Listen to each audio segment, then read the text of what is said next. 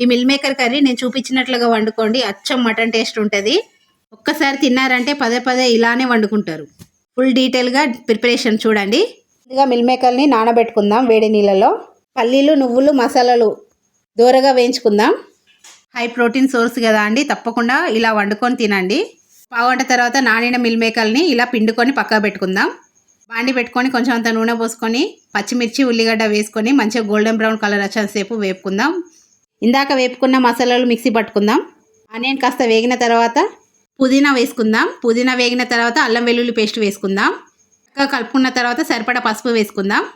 పసుపు వేగిన తర్వాత మనం మిల్ మేకర్లు వేసుకుందాం. చక్కగా కలుపుకుందాం. ఈ మిల్ మేకర్ చక్కగా మూత పెడుతూ ఆయిల్లో ఫ్రై కానిద్దాం.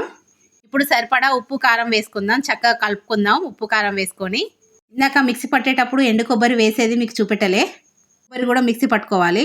మిక్సీ పట్టుకున్న మసాలా పేస్ట్ యాడ్ చేసుకొని మంచిగా కలుపుకోవాలి. ఒకసారి తక్కువ ఫ్లేమ్ పెట్టి మూత పెట్టి చక్కగా ఉడకనిచ్చుకోవాలి. చాలా త్వరగా అయిపోతుంది ఈ కర్రీ.